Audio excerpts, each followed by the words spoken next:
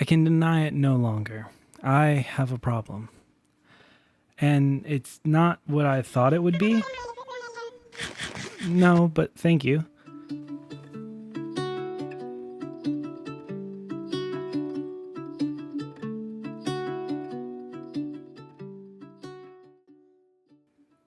Yes and no. The thing is, with the multiple tanks, it is a lot to take care of them, but it's honestly a lot of fun to take care of them.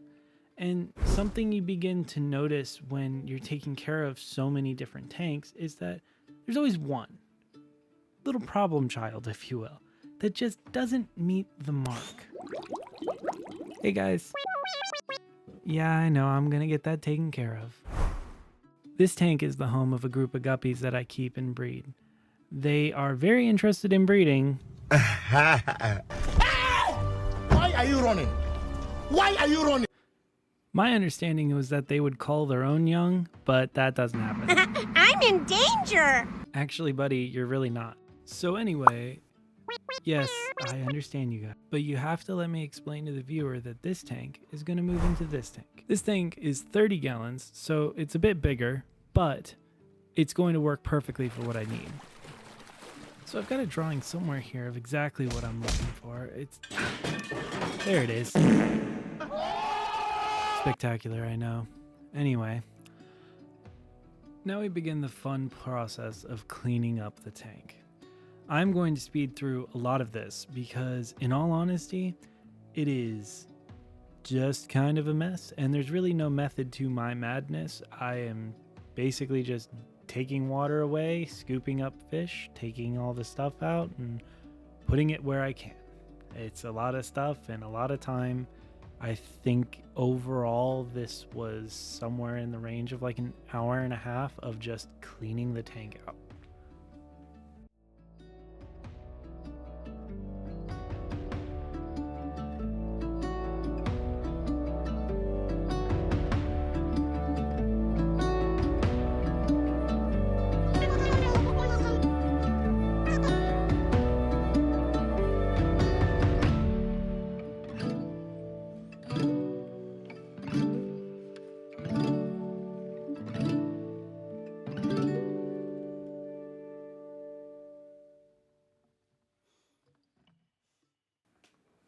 Now that we've got all the fish caught and placed in this bucket, we need to get them some air.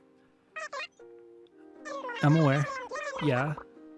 Seriously? Okay, I get it. Yes, you're in a bucket right now and it's not great, but you will be out of there soon, I promise. However, we need to get some air in there to make sure that the fish have the ability to continue breathing oxygen like they do, sort of, with gills. And, like, I guess water. Anyway, there's a science behind it and they breathe the water, but I don't want them to die. Back to the tank. As you can observe, it is perfectly cleaned. It is immaculate. It is so pristine. I'm pretty sure when I got it new, it was dirtier than this. This is just the pinnacle of cleanliness. I couldn't imagine a cleaner tank. Who wouldn't want this as a blank slate? Yeah, no, it's terrible. And honestly, this is like one of the worst parts in the process because that layer of soil has the smell of farts saturated all throughout it. So I just gotta suck it up and stick my hands in there and just start scooping it all out. I also have to catch some random fish that I find because some of these guppies are sneaky little dudes. They just show up in there and I did not know they were still in there. But, you know, I'm not going to let them get hurt.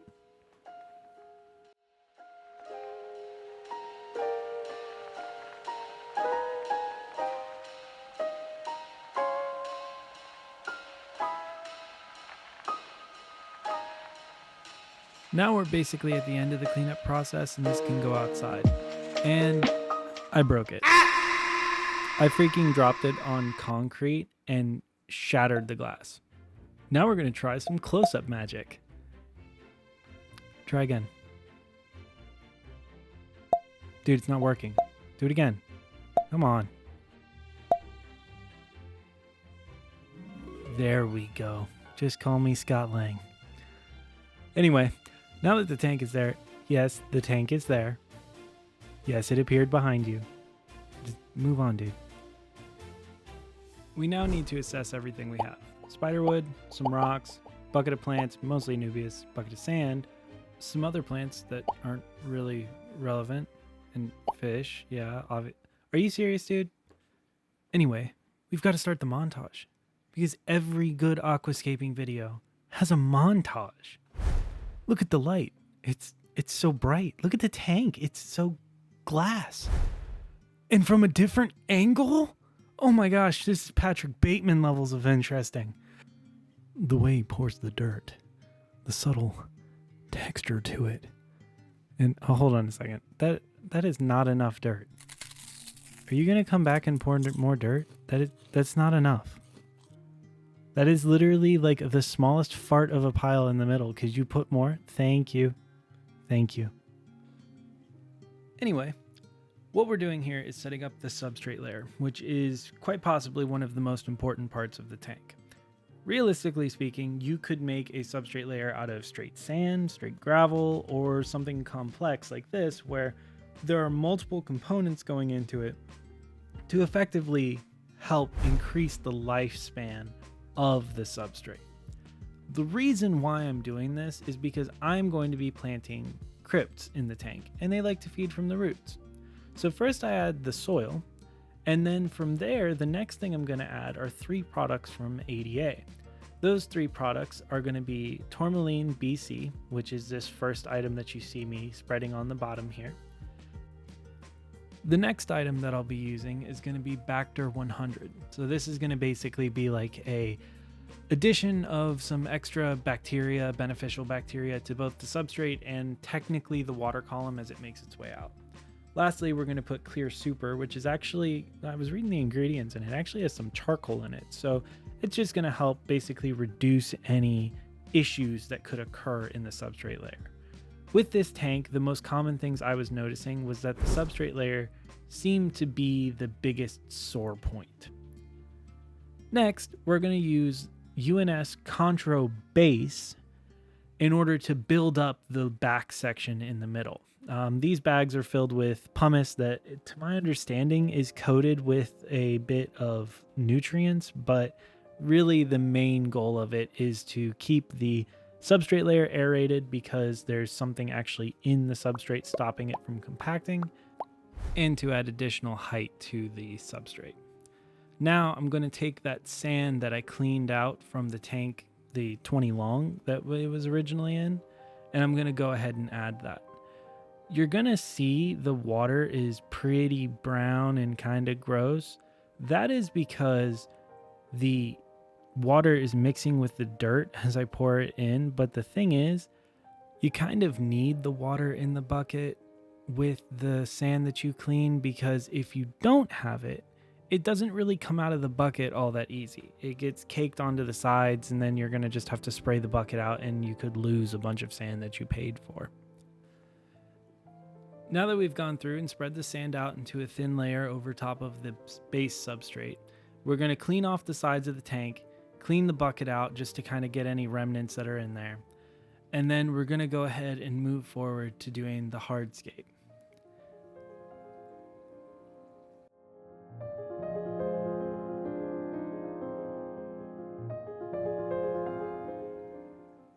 With the hardscape, I spent literal minutes deciding on how I wanted this to look. In all honesty, my big thing with this tank is I really didn't want to put any more in the tank than what was originally there. I wanted to reuse all the same plants. I wanted to reuse all of the same driftwood.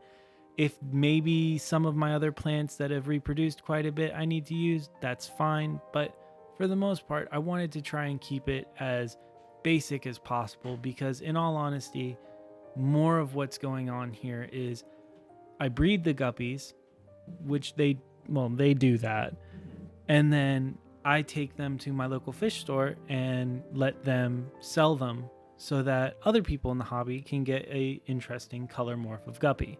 Whereas the benefit for me is that I get to have a tank full of guppies, which I will say is honestly a lot of fun. They are like little puppy dogs. And when you have 200 of them in a tank, they kind of become a situation of like almost keeping like a colony or a hive of them, which is a lot of fun. My daughter loves it. She loves to stick her hand in the tank and let them nibble on her hand like she's at some exotic salon, which is great. I definitely don't get worried that she's going to grab one right out of there like that kid that grabbed a pigeon in the park. But let's not think about that. Instead, let's just watch a nice little montage. We're getting up to the point where the tank is going to start getting filled. And that, for most people, myself included, is probably the most exciting part. It's when you see your work finally come to fruition. You see this amazing project just come together in a way that you could never have thought. And it's just honestly a really nice feeling when everything comes together well. I know I've been yapping a fair bit, but I think at this point, let's just go ahead and watch the montage, and I'll talk to you guys once it's ready.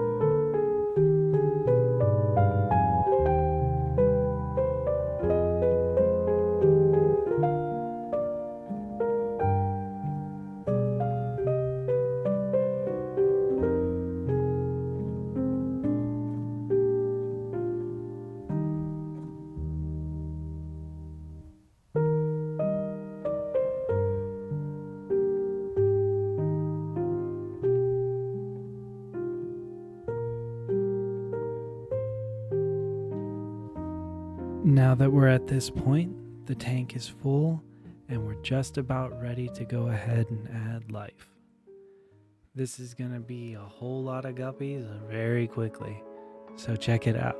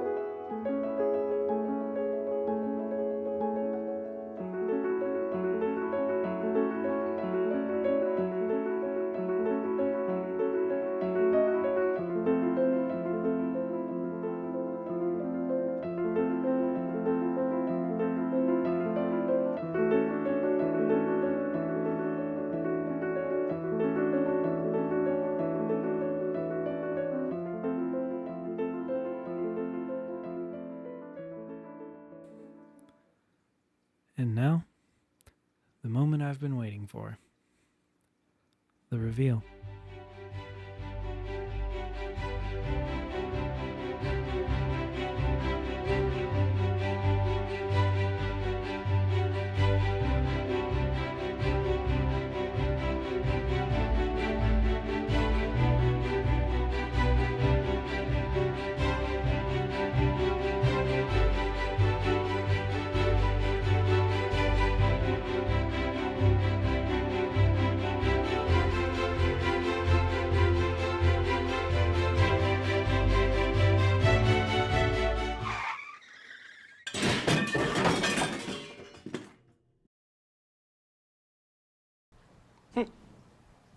That looks all right, I guess.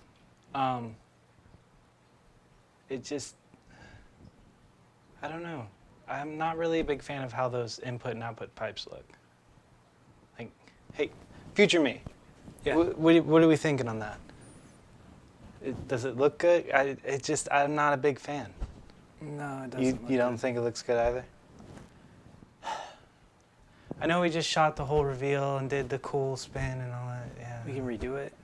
I think we got to redo it. I think really we got to fix that first. Okay, if that's what you think. Yeah, we'll just fix it. And it'll look better. It'll look better. I promise it'll look better. So we'll just do that. So because I don't like the original inlet and outlet pipes that come with Oase filters, I went ahead and ordered their new set. They finally went with a clear design that actually looks fairly nice. So we're gonna go ahead and get those set up. Gotta unplug everything. This is also the underneath of the tank. I did not clean it up. And I probably should have, but I didn't. We'll go ahead and fix that in a minute. First, I want to get these new inlet pipes and outlet pipes put on.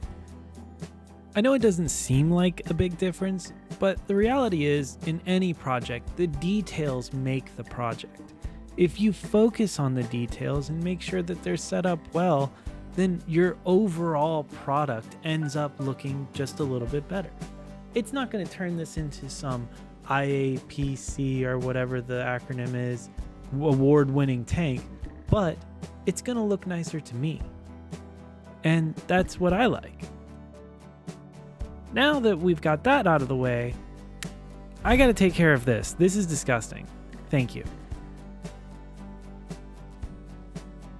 And with that, we're going to get the filter primed and up and running so that the fish can enjoy fresh, clean water. But first, apparently I have to struggle with this because that thing is difficult. Especially on the first go around. I think it was locked up, but like still, that was rough. Anyway, now we're gonna blast the fish like they're in some jacuzzi with a bunch of air. This is all coming out of the foam that's inside of the filter, so it's perfectly normal. It's just, I was genuinely blown away with how much air was inside of that filter. All right. So after that short little excursion of getting all the pipe work taken care of, the tank is finally at a place where I'd consider it pretty much done. I'm gonna cut to a montage and show you guys all the beauty shots and all that stuff, but there were just a few things I wanted to cover before I did that. One, I don't recommend having 200 guppies in a tank. I don't really think it's a great idea, and even for myself, it's not something I really set out to do. I actively get rid of 70 to 100 guppies every few months just to keep the numbers down. And as you can tell, that doesn't really do all that much. I have decided to add a new set of fish to the tank in hopes that as they grow up, they will curb some of the fry making it to adulthood. The guys that I added are Apistogramma Borellii, so opal is another term that's used for them. Basically, they are two little South American cichlids that they'll grow up, to my understanding, they'll be around 2 inches at adult length, 2.5, maybe even 3, but not super big. And the goal is that they're going to predate on the babies and kind of curb everything. Like I mentioned earlier in the video, the problem with this tank isn't that the babies are unsafe, it's that they're too safe. The parents normally in guppy situations would be pretty cannibalistic towards their babies. So usually that's what I've grown up around is, if you don't specifically seek out to keep guppy fry alive, then, you know, you'll have some make it through, but you definitely won't have like full batches of babies make it all the way to adulthood. Apparently these guys are the exception though. They do in fact leave pretty much all of their babies alone. I think in the literal hundreds of them that I've had, I've maybe seen like a half a dozen instances of one of the bigger ones chasing after a baby, but it never resulted in anything. So be that as it may, I just wanted you guys to know, like, I don't recommend this. And you're going to see some things inside of the tank, algae and whatnot. That's completely normal. And in all honesty, I didn't really go out of my way to make this tank show worthy in any way.